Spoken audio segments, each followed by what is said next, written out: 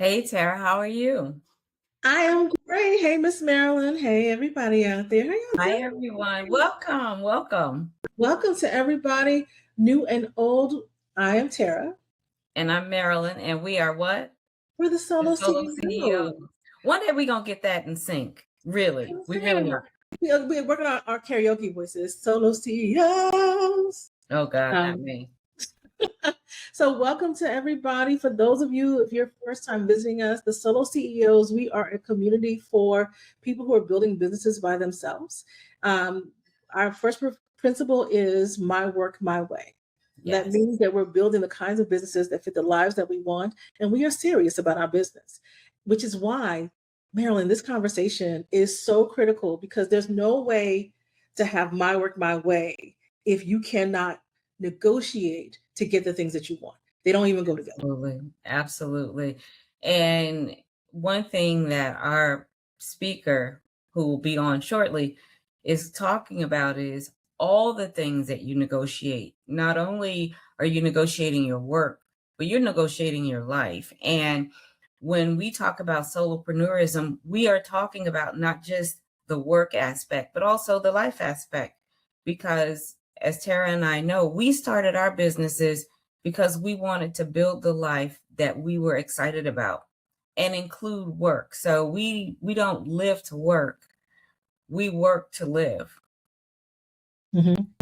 And we're just excited about it. And so we're excited to have Mori Taheripour on as our speaker. I have had the pleasure of seeing her present several times. And I don't know if you guys have followed us, please do if you haven't. But I had a chance to go through a Goldman Sachs 10K small business program about 3 years ago. And she was one of the presenters. And when she came through and started talking about negotiations, it was so totally different from what you hear about when you're learning about negotiations. So, like I normally do, I left the session, I came home, and what did I do? I called Tara and I told her, I said, listen, if you're thinking about negotiations the way people see it on TV, you might be thinking about it a little differently. And so, of course, Tara and I was like, how do we get her on? You know me, I just asked, right? And she was so gracious to Yes. join us. And so, while we talking, Let's bring her on. let's bring Maury on. Hi, Maury. Hi, how are you? Oh, great.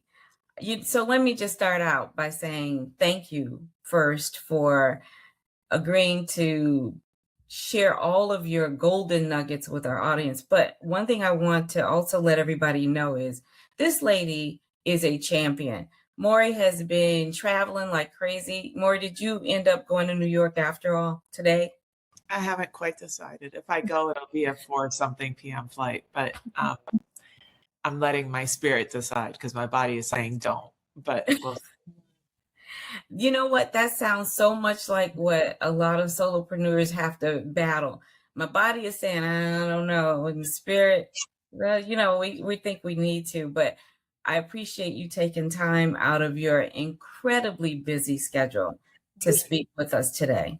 We absolutely do. So I'm going to let y'all have this conversation. But for anyone, if you have a question, put it in the comments section, and we have time for Q&A towards the end. And Maury, if there are any questions that seem to be in the flow of what you're talking about, I'll make sure that we get them on the screen for you. Okay. Okay. I'm gonna just turn this light a little bit. There we go. All right. Better. Wonderful. So first, again, everyone, I met Maury in the Goldman Sachs program. And Maury, I've seen you a couple of times. Every time she comes to Chicago, I'm signing up because you never know what you don't know. And I just sat through a session and an entrepreneur asked me, he says, how do you know when you don't know stuff? And that is so relevant when you're building your business. Talking about even negotiation, people think of it in so many different ways. But you, I think, have the most genuine way of looking at it. So let's go back a little bit to just tell us how you got into this work. Completely unexpectedly and unplanned. I'll give you the very much shorter version, but I was at business school at Wharton, and getting ready to graduate. I was in the executive MBA program, and I was running a company. I've been an entrepreneur for the pretty much 80% of my life, 90% of my life.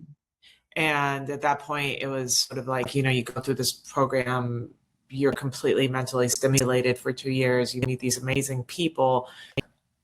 And thinking about like going back to life the way it was just not all that exciting. Mm-hmm. Was at this juncture in my life, like, what do I want to do? Do I want to keep doing the same thing? I don't know. And my professor for my negotiations class said, well, while you're figuring it out, why don't you teach? And I thought he was insane. I used a few choice words. I was like, you've lost your mind. I'm an introvert by nature. At that point, public speaking to me was like the scariest thing in the world. And by the way, an asterisk to that. Not only was it scary, but I'm also crazy enough to jump into things that are really, really scary. So I actually was supposed to deliver our graduation address. Oh my goodness. So I did that, not ever thinking that what I was going to submit was going to be accepted, and it was accepted. And here I am, the graduation speaker. So it was like one scary thing after another. And when he said, you should teach, I completely rejected it. And finally, he's like, we had a little negotiations. And he said, well, why don't you just become my TA for a semester and see what you think? And that was 23 years ago. Wow. And I obviously can tell you never look back and just going head down into it. It's funny because I've been with Goldman 18 years now, actually. And I grew up in a family that expected me, my dad specifically wanted me to be a doctor. And I went through college thinking that's what I was going to become. And then I went into public health, knowing that the thought of being a doctor didn't appeal to me because it was sort of touching people on a micro level, which is important, don't get me wrong, but that wasn't sort of moving me. And public health was actually something I really loved. I looked at communities, I looked at lack of access to healthcare. I mean, it was a very meaningful journey for me. I say that to say in my head, I always thought that was the formula by which I could help people. Mm-hmm. And when I didn't do that, I felt, one, like I had, really let down my family, but I sort of had let down myself because I was like, whatever you become in life, your goal was always to, this is so, yes, I know how this sounds. Like, I want to help people. I want to make a difference in the world. I want to change people. And I didn't know what that meant. And honest to God, every time I walk onto a stage or into a classroom, I'm so filled with passion whenever I teach, because I was like, wow, I didn't know that this was the thing, but this was the thing. This was how I was meant to do it, in a way that I never imagined was actually the path. Just hearing you talk about it, it sounds so similar to how a lot of solopreneurs even approach work. Many of us never thought we'd be solopreneurs. And you don't know what you don't know. And there are obvious work things where you see, like you said, you wanted to help people. Mm-hmm. And the obvious roles just didn't appeal to you. Isn't it funny how you find something that ultimately fit well, and it accomplished that goal without you ever really realizing that was what you were doing? Yeah, and it's funny because I've often thought about the fact that it was such a struggle going through college. It was pre-med, sort of like swimming. Oh, Yeah, I was swimming against the tides, like on a regular basis. I wasn't naturally; those things weren't naturally what I was good at.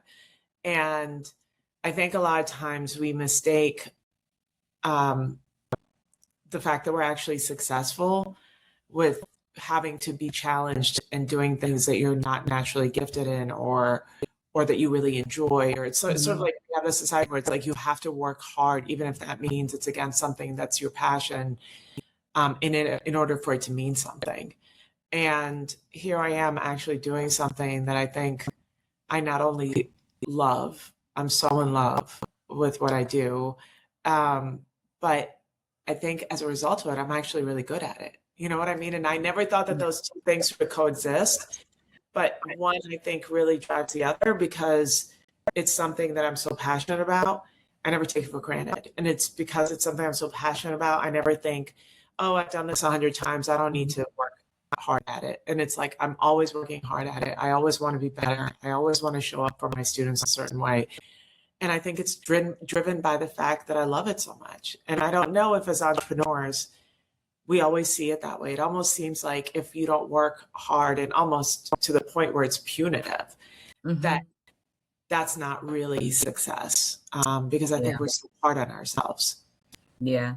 It feels like you found something that worked, and it's the aha moment at some point, even after your professor said, well, just be a TA. And you're like, whatever. You probably had no idea that he had tapped into something until you got into it. And then you started crafting your own route as to how do I make this make sense to me? So understanding all of that, wrapping negotiations around, one thing that I loved about hearing you several times was that your strategy isn't traditional. It's not traditional. And so for people who are online right now thinking that Mori has the 3 steps to negotiation success, throw that playbook out because it doesn't work. Just like when you described how you figured out, you know what, this is what really makes me excited. You approach negotiations that way too. So can you give us just a view of just your vision of how people should even start to think about negotiations? Because I think people get nervous, they get tense and on edge. Well, as you know, I like to start my classes by somehow finding a way to express to people that you're all really good at the subject, you just don't know it. And the reason why you're so good is because you've done it your entire life, right? You have a lifetime of practice. Since we were little kids, we're negotiating up until now, which is really, especially for entrepreneurs, it takes up our entire day, right? Negotiating with yourself, negotiating with vendors, negotiating with landlords, negotiating with customers. I mean, it's what we do all day long. And the fact that people think I'm not really good at this, I just can't accept personally, because what that is to me is not betting on yourself. What that says to me is a lack of self-confidence and self-worth. And really society plays a very big role in this, by the way. I think that because all the models that we see are so very specific around what makes for a good negotiator. And most people don't have those tendencies, you know, like in your face, bullying, aggressive, when you lose, you win, I lose. Like that, if that is the language that we're taught, then how on earth are people that are not like that at all would consider themselves to be skilled negotiators? So all this stuff is going around, and in our heads, then we're thinking, I'm no good at this. So somehow, some way, I have to find a path that makes me better.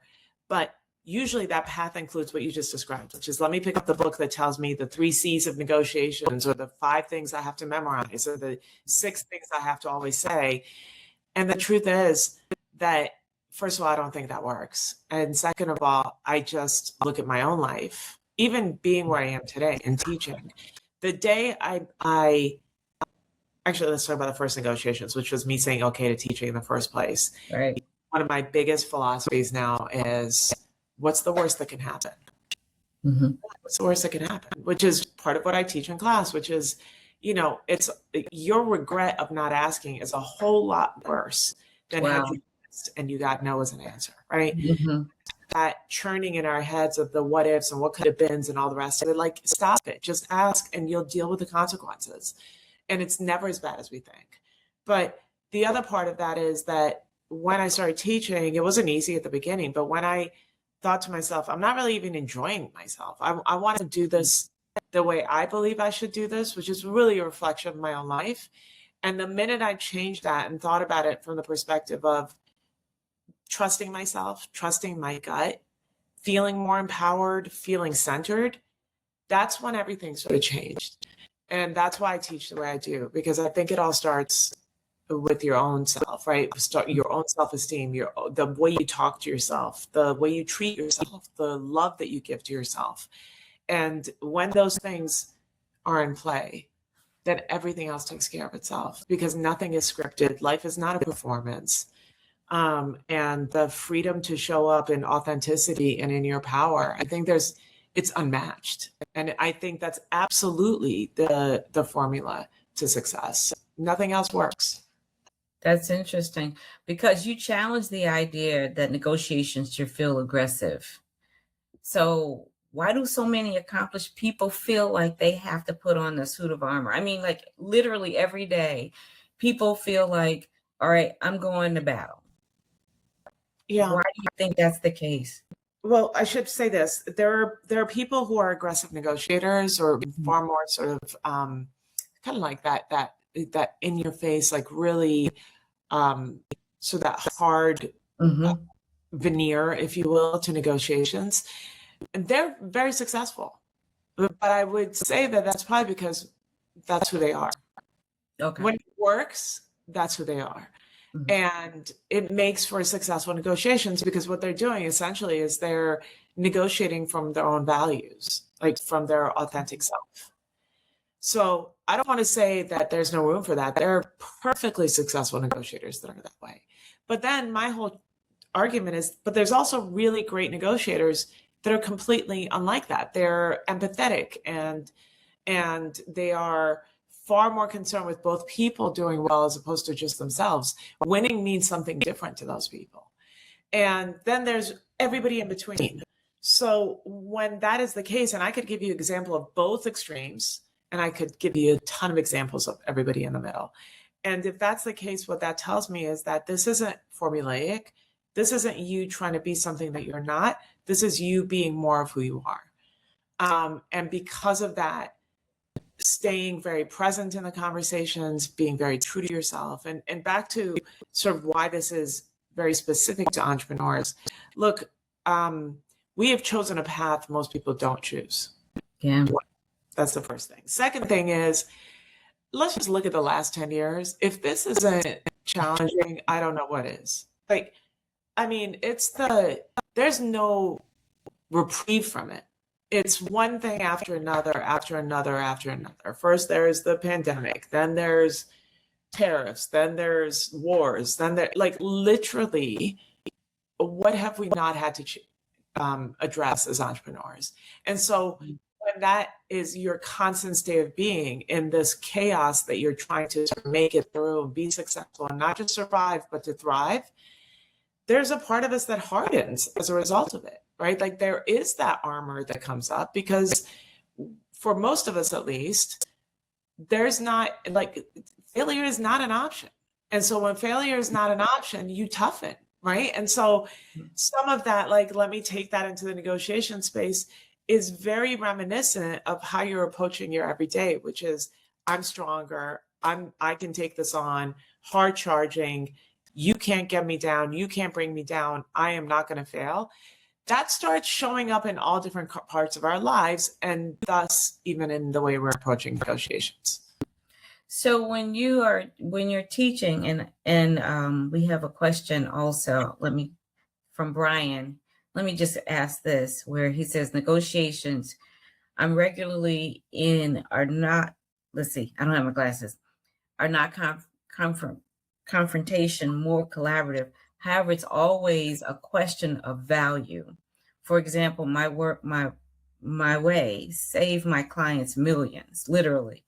Yet they aren't always receptive to my prices, which are way less. Any thoughts on best practices for negotiating my values? I'm putting my glasses on because I can't see. But anyway, that's something where we talk about with especially solopreneurs who don't have a background in negotiating and understanding their value. A lot of times people negotiate their value for much less than it's worth. So this is, your value is non-negotiable. So let's start there. So you're not negotiating value. what is happening is I sort of, and anyone who's been through my class knows this, I always talk about the 4 stages of negotiations. There's like the preparation, which is done ahead of time before you meet somebody. The second stage is this sort of information exchange, which is at the point where you finally meet someone face to face. This is not a phone call. This is not Zoom. This is, I mean, it could be Zoom. It's not a phone call. It's not a text message. It's not an email. You really want to lay eyes on somebody. And it is at this stage where I think it's really magic. You're not negotiating prices. You're not talking about what's your budget. You're not giving the person a presentation about your pricing structure. This is literally about 2 human beings getting to know each other. This is that point at which you are educating. And this is really, I think for somebody like Brian, this is really key, because if you hold off on quoting somebody a price or asking them what their budget is and reserve this time for education, then what you're doing is you are first learning more about them, right? That's really important, because how do you serve people if you don't know what their interests really are? And this is not a superficial surface level line of questioning. This is literally the person as a whole person. So when they have family, this is the small talk. This is the noticing things in their background about things that they might be interested in, artwork, vacations, whatever. But this is also about you doing a whole lot of storytelling, right? Okay. Client truly understand that what they will be at one point finally investing in, should they choose to do that, is more than just a service, right? This is the entirety of your story. This is why maybe you're going to cost more than other people when you finally quote them that price. So telling them about all the value added that they're getting in working with you without telling them price, but maybe it's your experience, Brian. Maybe it's the experience, collective experience of your staffing. Maybe for people who do things like product development, maybe it's the quality assurance that goes into those products. If it's somebody in the restaurant business, let's say, or hospitality, why you, not your counterparts, right? What is it that brings that extra magic to the experience that your customers are going to have? But this is that time where what you're doing is reducing any level of ignorance that the person in front of you has, and increasing their level of intelligence and education. Because what you want to happen is, by the time this is done, and you get to the point, which is the third stage, which is the actual opening offer, the budgets, this is what it's going to cost you, the client is almost anticipating you're going to cost more than other people anyway, because what you just gave them is unlike anything that they've experienced yet, including the fact that you ask them about themselves and their family, or you notice the painting in the background, right? That level of attention and connectivity is something that is different than what they've experienced with other people. So you don't want to go to pricing before this part is done in its entirety. And it could increase your sales cycle. You could be spending more time than you anticipated with clients. But let me tell you that this is the secret sauce. This is the magic of it all, because what you're doing is, even in the time that you're spending with them and the experience that you're giving them, even now, before they even get your services, is saying, this is who we are. We operate with intention. We operate with care. We operate spending time and investing in our clients. You are not just going to be one of many. You're as special as this conversation is. And I think when we don't do those things, people don't know what goes into the services we provide. Certainly, if, Brian, you're really good at what you do, people actually think it doesn't take very much to do what you do because you make it look easy, right? But this is that time where you are telling them how much it's going to cost without telling them how much it's going to cost, because of what you're investing. You know what I mean? Right. Now, that sounds really good and helpful. But for the solopreneur or entrepreneur who feels like their back is against the wall, because you know how it is nowadays, especially since so much information is constantly coming out and coming at you. And we're living in a virtual world, where back in the day where you could go in an office and see the pictures and things like that. When you feel like you are time blocked, how do you get to the point where you start to establish that rapport with the potential customer? Because it sounds like it's definitely needed, but it sounds like you said, it's going to take some more time in your sales cycle. How do you calm people's fears when you say, listen, I want to talk about these things, without them flipping out that you haven't given them a number? you create a culture where it's less about time and more about investment, right? It becomes less efficient. It has to be, because the efficiency truly is actually on the back end. Because if you get them as a customer, I would argue this type of approach provides you the opportunity to do business with people in perpetuity because you're creating that connection. And so it's really easy to quote somebody a price and they say yes or no right off the bat. And by the way, they could do service with you, and then somebody comes in and undercuts you by price, and they don't really know who you are. They just know what service you provide. So your services have now been commoditized and can easily be undercut by a competitor who charges less. Whereas if you invest this upfront, what you're saying is that this is going to be the way I'm going to not only get this client this time, but in the long run. And by the way, is it guaranteed? No, because nothing's ever guaranteed. And also, my argument is if you treat people a certain way today, just because they can't afford you today, it doesn't mean that they won't come back to you. And especially in today's world, I think this is even more important because we are a world that's efficient. We are a world that makes little time for one another. We are a world that doesn't invest in the human side of things and wants to do everything as fast, as efficiently as possible. And don't ever think just because you're on Zoom or FaceTime, you can't see a lot. I've noticed literally everything in your background. I know, you see my Goldman Sachs stuff back there, right? I saw it right away.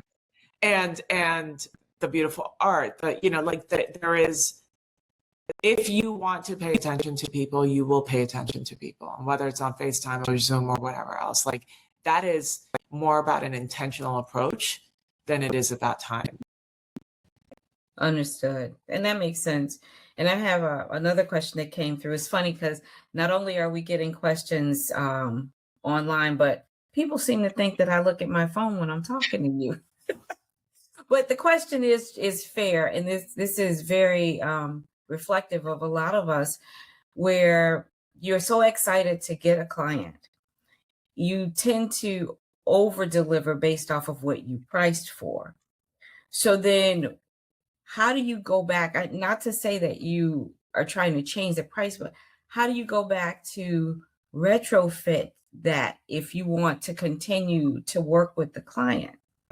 Part of it, I want to be very careful about the way I answer this because I see this question in a couple of different ways. One is that entrepreneur who makes the presentations and wants the contract so badly that they give away the farm in the presentation.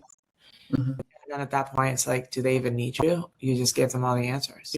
And then you're upset why they took everything that was your work and didn't hire you, right? But you did that, right? And I feel like that's a little bit of that is actually, or maybe a lot of it of that is the lack of self-confidence, because your reputation, your skills, they should inherently speak for themselves. And that it's that over performance in that presentation that's really coming from a place of I'm not good enough, so I have to give them more to understand, whereas you really don't. And so part of that is that don't give away everything before they give you a contract. The second thing is that there are different moments in the business cycle, and certainly for newer people who are new to this world of entrepreneurship. Those early days, unless somebody grants you a bunch of money, those early days are less about sort of all things are possible and I'm just going to be very choosy about what kind of clients I want, because a lot of us don't have that privilege. So you take on a lot of things and you take on a lot of clients. Maybe you're even doing more for less at that point. But the danger in that is that it becomes habit forming, not necessarily for the client, but for you. Yes. So nobody says you can't get more expensive. Nobody says that your services can't cost more. What you want to do is maybe think about the way you're messaging us, right? You think about sort of limited time offers when we see those on TV, or specials that are run that says, this is time sensitive. Take advantage of it now because it will not cost this much in 3 months, 1 year, whatever. Yeah. And we don't often use that language as entrepreneurs, especially when it comes to services. Yeah. that is something that is really important to think about, because things do change and things do become more expensive.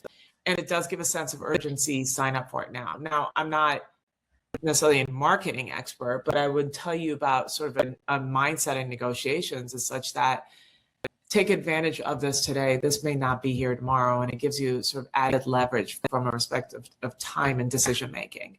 So some of these things, they sound really small, but they can actually really make a difference. And that you are not to be of service to somebody else at a cheaper price when the world is more expensive. So figure out how you're going to do that later by planning for it today.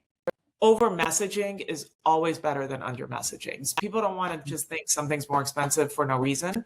But when you give them reasoning, they understand and they're likely to comply.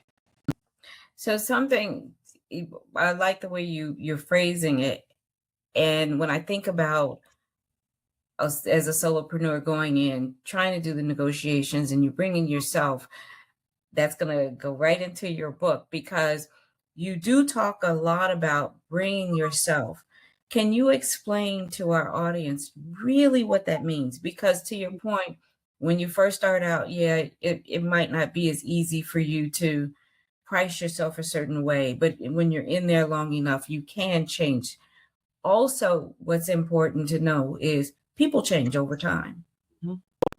And I'm sure you've seen tons of entrepreneurs and solopreneurs that started out at point A, and you followed them for a couple of years, and they're totally different. Their services are different. Even the way that they approach their businesses are different. Can you talk about some of the things that happen as far as them bringing themselves and that making some of the adjustments to assist in their negotiation process? Well, part of the whole notion of bring yourself goes back to what I said earlier about what makes for a good negotiator, is that I think it's authenticity. So less about performance and more about really grounding yourself in who you are and your values and abiding by those. So bring yourself is really about that, is don't perform, better understand yourself, so that you can show up as yourself, but better prepared, more skilled, just ready, right? The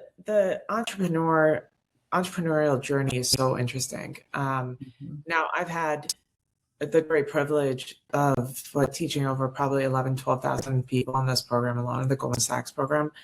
And I have seen it all, I want to say, right? And by the way, I work in all over the country. So I teach in Des Moines, Iowa. I teach in Manchester, New Hampshire. I teach in Detroit. I teach in New Orleans. I teach in New York. I've been in Chicago, Jackson, Mississippi, North Dakota. I mean, you name it, I've seen it.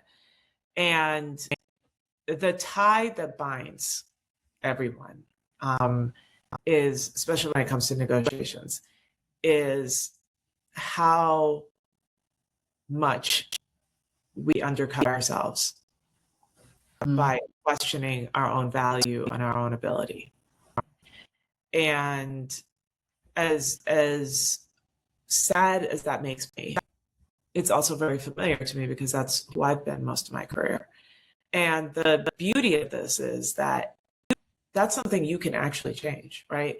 There's no part of this that is unchangeable or something that you can't personally control. And I love that part of it, because it says when you invest in yourself, when you better understand yourself, when you do the self-reflection, and if that leads to getting mental health treatment, if that means changing the kind of people that you spend time with and who surround you, if that means changing your personal relationships that are toxic for you, or if it means actually doing what entrepreneurs don't do very much of, especially solopreneurs, which is I need help, right? Opening up yourself up to those things, then so much changes. And the gratification that's associated with that for me is to say, well, they finally claimed their own power.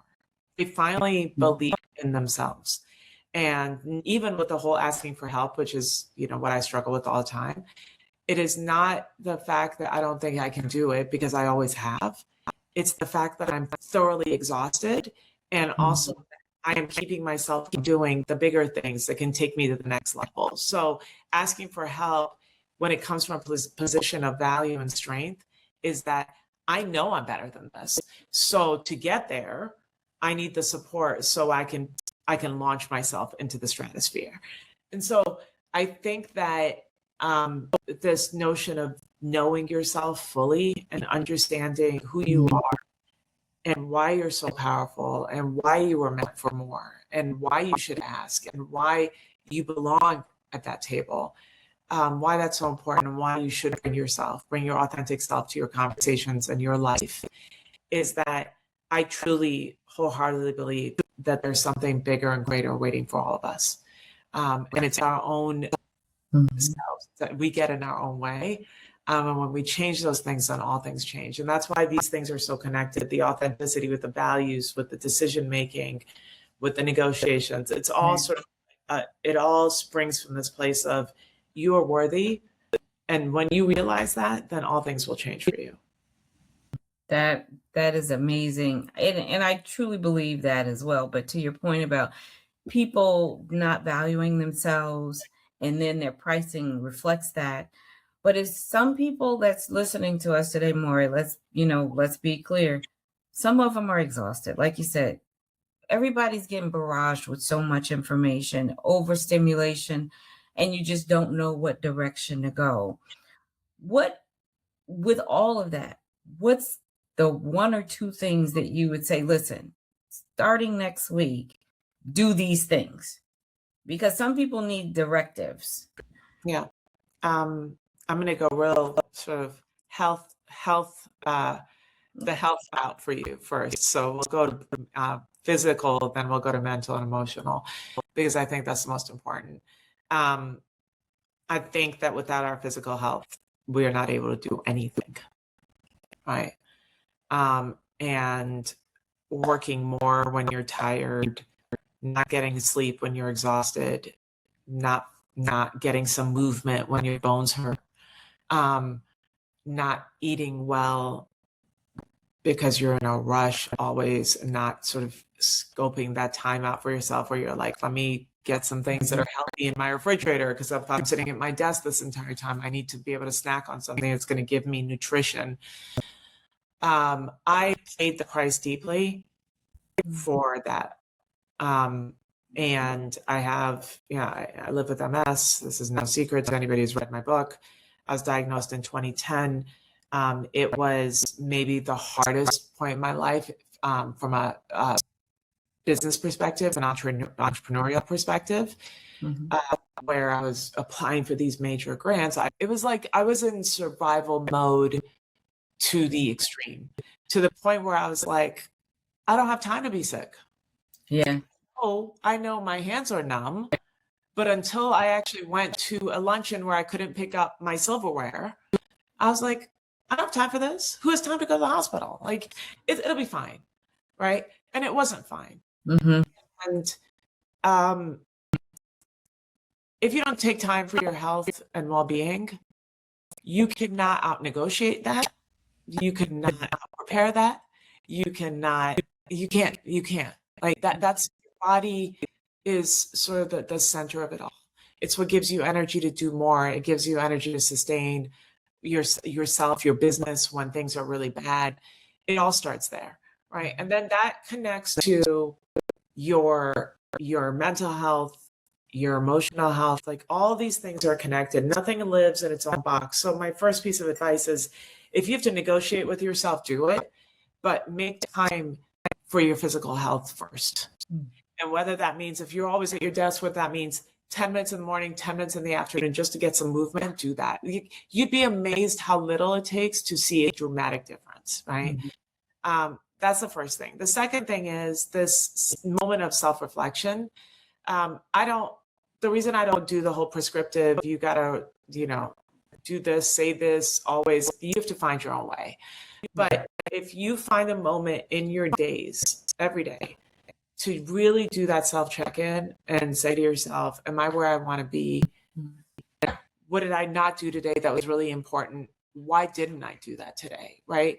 And maybe start thinking about the things that are getting in your way, right? Whether it means I'm too busy doing invoicing where I could easily give that sort of no-brain job to somebody. And because most solopreneurs don't have a CFO and Right. people are accountants, some people are doing this on their own. So if that means actually investing time in that, because that, by the way, is taking 5 hours of your week, which those 5 hours could be given to something else that's helping you grow. We don't recognize those things without actually thinking about it. So I always say, people talk about thinking about the things that you're grateful for. I always say with that also comes in, if you wanted to do more, what was it that got in your way today? And you start looking at that over a couple of weeks period of time, like 14 days, even 7 days, believe it or not, as an entrepreneur, you see patterns. Mm-hmm. And the beauty of those patterns is that you can actually fix it. You can actually do something about it. So think about what you're grateful for. Think about what's getting in your way. Think about if you're happy, folks, because if you're not, it's also really hard to keep going when you're miserable or something's getting you down. But all of this is surrounded in one truth and one truth only. The self check-in, so that you can see where you are mentally, emotionally, physically. That mind-body connection is enormous, and we do not carve out enough time for that. And I'm afraid to say one does not function at its premium without the other. Okay. That's amazing. I think I think she's feeling slighted. She's jumping in. Tara, you're on mute. We can't hear you. Hey, that's the problem. I have so many questions, and we have so many questions from other people. I want to make sure that as many as I have, I want to make sure other people get a chance to have their questions, because this conversation is great. So we have one from William. And I have glasses on, but you go ahead and read it. I have a tendency to underprice in the interest of giving back to the community for certain clients. How do I determine when this is appropriate so that I'm being fair, profitable, and benevolent? Should benevolence feature as a business strategy? So most people who know me know that I react terribly to the word fair, because usually when entrepreneurs say, I want to be fair, you're being unfair to only one person, and that's yourself. So we'll just sideline that word. We'll put it here. Right. I think that you have to make money first before you can do anything else. Mm-hmm. So profitability is paramount. You can't help people when you're broke. Good point. Yeah. Good point. And I was going to say, when you're broke physically, you're broke emotionally, you're broke in bank account. It's the stress, it's that, all that. So I think a lot of times, to be able to do well and good by other people, you truly have to take care of yourself. I talk a lot about this, sort of the oxygen mask in an airplane, but I actually also really mean that economically. So can that strategy be a part of your bigger strategy? Absolutely. But first and foremost, it has to be, how am I going to actually be able to do well so I can do more? You can't not do well and try to do more for other people. And a really simple way of looking at this is, because I do a lot of public speaking. So the organizations I call and say, we can't afford you at that price, I don't say yes to most people. I really don't. I sit there at the beginning of a fiscal year and think, this is how much I'm going to put aside for those organizations that I know won't be able to afford me, or who I can provide my services at a lower cost. But that's it. And after that, I can't do it, because it then affects me in ways that won't allow me to be at my best for all the people that are paying the premium. So I think you have to do this guilt-free, but also understanding that your value is as important as what you're giving to other people, if not more. Nice. Okay. All right. So we have a question about connection. How do you build real connection in a negotiation when the other person clearly just wants to get to the deal? They don't know what they're missing, which is why they want to hurry up and get to the deal. In their mind, negotiating, they have probably I feel like these are rapid fire answers, by the way. I'm giving them to you as quickly as I can come up with them. But they probably are going into this negotiations, as they do with most negotiations, with the posture that this person is going to take advantage of. And so if they think you're going to take advantage of them, then they're coming in defensively. right? Because that's what we think about negotiations. If that whole notion of getting to know somebody, the front end, that information exchange, if you do that authentically, if the person really feels like you want to know them, care to do that before you get into a transaction, that you're actually investing in this process, they are likely to open up. Most human beings like talking about themselves when they know that you're genuinely interested in them. All human beings like being seen. It's just that you have to make sure that you put them in a place where they don't feel like you're doing this opportunistically in favor of a transaction, and truly because you're doing this because you are interested in investing in them. And then they open up. Okay, so let's expand off of that a little bit. So I'm going off road to the question: what happens if that person that you're negotiating with, you actually dislike them, or maybe don't respect them? Because we don't always get to choose who's on the other side of the table. Yeah. Well, so this does not apply to solopreneurs, but if you work for a company or you're working on behalf of somebody, then you liking that person or not isn't really an issue because you're supposed to make this deal with them. So it becomes less about that, right? If this is you yourself, you're choosing a client, you're choosing a relationship, business relationship, then this is actually the best thing about information exchange, is because what you're saying is we're going to date before we get married. I've got to actually decide whether I like you or trust you. It's when we jump that process and get right into a transaction that a contract is already in place, or this person ends up taking advantage of you, they don't pay their bills, whatever it is. That's a little too late, right? And so part of the information exchange is not all deals are made to be made, not all money is good money, not all clients are good clients. How are you to know if you haven't taken the time to assess that? You have choices, they have choices. This is that point to do it, is during that information exchange.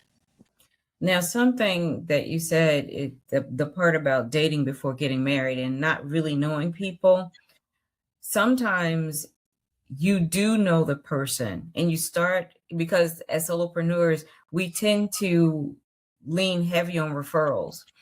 And so you know the people, you've had some relation with them, you start working with them and you realize this is horrible. How do you negotiate yourself out of that without really ruining your reputation? Because as small businesses, we always have to be very careful not to ruin our reputation, because you're afraid that the gossip will start and people start asking about, well, no, they didn't do well. And that's always an issue as well. What do you recommend for something like that? If it's at the expense of your well-being, and whether that's your financial health, emotional health, or whatever else, I first say you can't make it about other people anyway, right? You have to do what's good for you. And sometimes those decisions are hard, and sometimes they're backbreaking, sometimes they're financially really difficult, right? But it's your well-being first and your business first. And like, you don't owe anything else to other people when it comes to that. And your relationship with somebody can be vastly different than other people's relationship with them. You may see a part of them that nobody else has seen, because getting into business with people can be death, right? Like that could be the most difficult thing, because the minute you introduce money into a relationship, all things change. I don't care if it's family, right? Like that's why, I mean, sadly, when people lose a family member, the worst thing is when the family members don't agree over whether it's the funeral or the whatever it is. And now all of a sudden nobody's grieving because you're embattled in like the fiercest fight of your life, which is so sad. But money does that to people. And so one, I say, try to protect yourself up front, because again, this is the whole dating before you get married, because it's harder to do that in the back end. But the second thing is, I also believe that it's the way that you treat people that really matters. You can break off a relationship, but you don't have to be horrible to somebody, right? You can choose to end things and do it in a way that's either amicable, or if it's not amicable anymore, that you hand it to a professional and you say, you know, our attorneys will deal with this.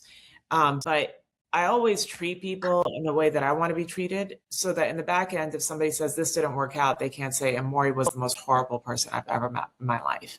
They could just say, this just didn't work out. But, you know, I think those things are really important. Now, I also say this for the people that are like, oh, that's nice of her to say. I've ended a business relationship with my business partner that was brutal for me economically. It was brutal. And I've come out of it since. It's taught me a lot of things. But what I want to also tell people is that the hardest thing is to keep an open heart and open mind.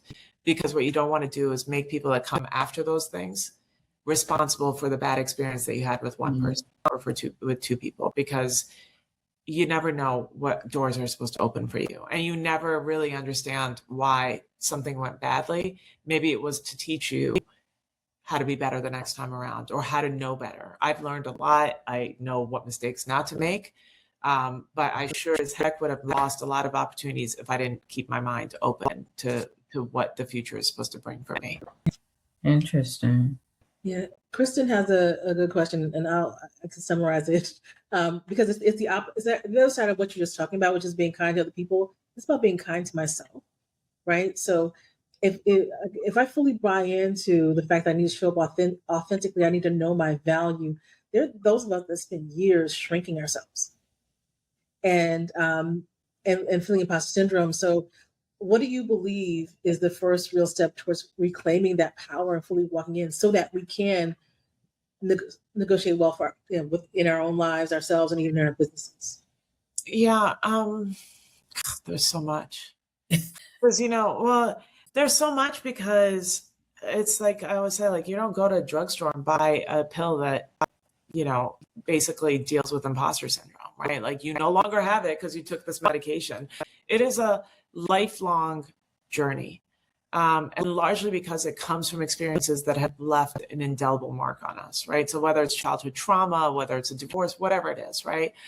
And so unpacking that and changing that takes investment and continued investment, right? So taking care of yourself, again, this is really important. The way you speak to yourself is so important.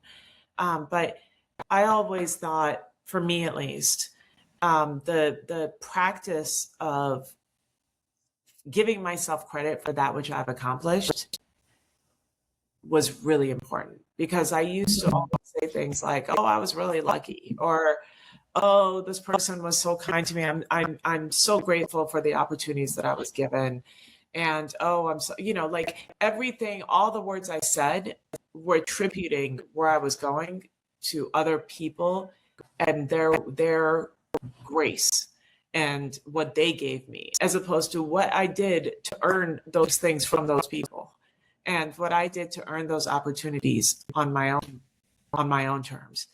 And when I changed that, for me, that was a very, very big step, because what I soon realized was, girl, you're not that lucky after all, right? You can't win a raffle to save your life, right? Like, I'll be the first person that'll be like, I'll take, $200 on lottery tickets, and I'll be lucky if I turn that into $2. Like, that's not, have I been lucky? Of course, because I do think that there are circumstances in my life where, had those things not been in play, I never would have gotten what I did.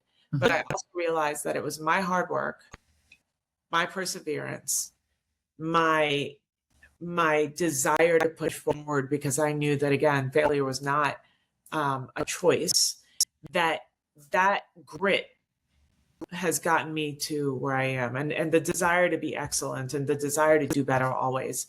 So when I started taking credit for those things, it started changing the way I saw myself. And so, do I still have imposter syndrome? Of course, right? Like, if I stand in front of a mirror and I'm like, "Oh God, you look horrible today," I will literally start talking to myself differently, because I was like, "No, you are not leaving this mirror until you tell yourself that you like something about yourself today."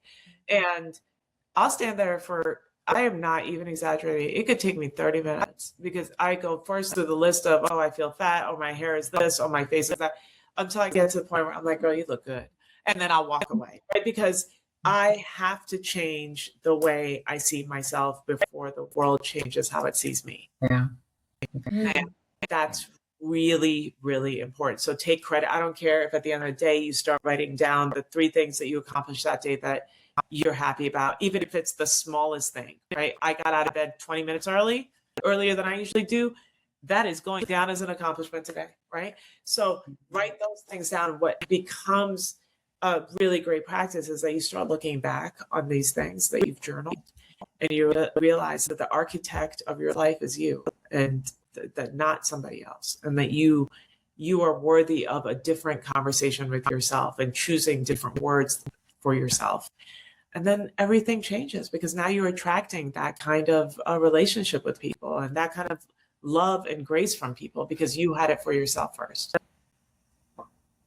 Absolutely. All right. So I cannot let you go without was one question. I know we were almost at time. I was wondering if we had any other questions. It came through. And so, and this is, I'm gonna summarize it from William's question.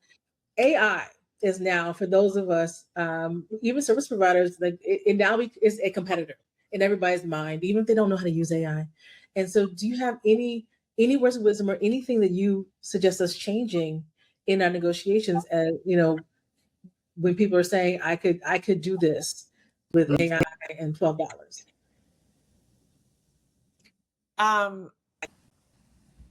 To me, there's vastly different opportunities working with an AI generated services company versus a human centered company.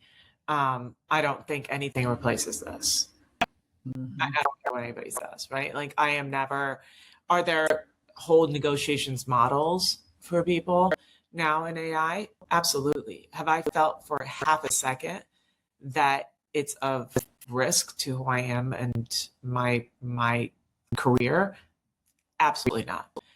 Because I see AI, and by the way, I think for all entrepreneurs, solopreneurs especially, if you don't use AI, use it, please. Learn to use it, because AI, I don't see AI as a replacement. I see it as a great collaborator. Mm-hmm. It makes you more efficient. It gives you ideas when you're exhausted. I'm not saying, and I always say Claude is like my best boyfriend yet, best relationship, right?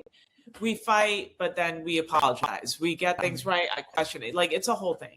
But it is such a great tool and collaborator in the absence of me having a huge team that I'd be foolish to say it's not a great opportunity. Mm-hmm. But what AI can't do is draw people together and create connection. What AI can't do is bring that human-centric approach. So AI can absolutely help, and it can be a partner. AI is not a replacement. And that's why I go back to that part of the conversation, which was about lean in heavily into information exchange, because that is what makes this whole process human-centric.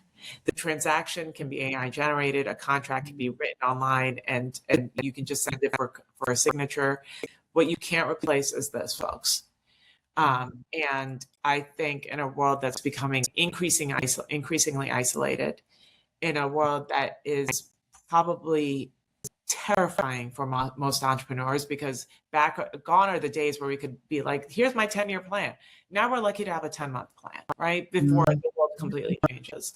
So in that kind of world, we need community. In that kind of world, we need people who have souls, who can connect with us, who can make things either feel less lonely or give us a sense of feeling like we're on the right track, to actually give you that conversation that gives you encouragement, that says, no, you can do this.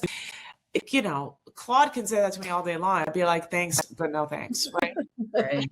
I need a friend. I need a colleague. I need somebody sometimes that I can look at that feels like the warm hug that says, it's been really difficult, but tomorrow's going to get better.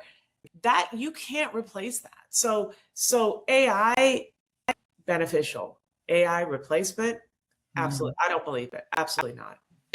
Great.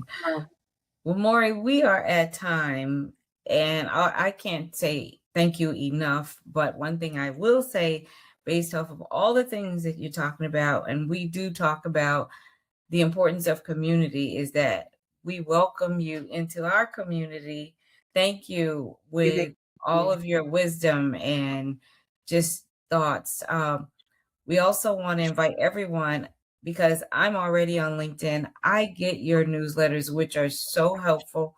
I can't say enough for people to sign up for Mori's newsletter on LinkedIn.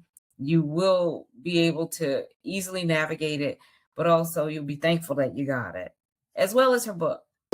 Yeah. Well, thank you, ladies, for the invitation. If you find yourself having a ton of questions that we have left unanswered, I'm going to invite myself back on your podcast. So if you feel like there's more, because I am a solopreneur, and this is a world that is both difficult but incredibly gratifying when you find the right community to be a part of. So I'm happy to help. I wish everybody luck. Yeah, I better days ahead, folks. I know it seems really hard to imagine that sometimes, but thank you for doing what you do and giving people a community to do this with. So I appreciate you. Thank you. And welcome to the community, Mori. We will take you up on your offer. Absolutely. Right. And look, Mori's part of the community. Everybody else, you can be part of the community. Yeah. What we're going to do is we're going to invite you to join us. We have a podcast. We have other Guru Talks on the website. Please, you are not alone. You can this is why we created this. And so thank you to our team for helping us out with this. So, you know, it takes more than just Marilyn and I to stand up here and look pretty for y'all. And so we've got people that work with us that can be helpful. Oh, Claude is my boyfriend too. Look, you're going to fight Mori for him. I don't know what to tell you. Yeah, Claude has a long line of favorite women. But again, thank you all for joining us.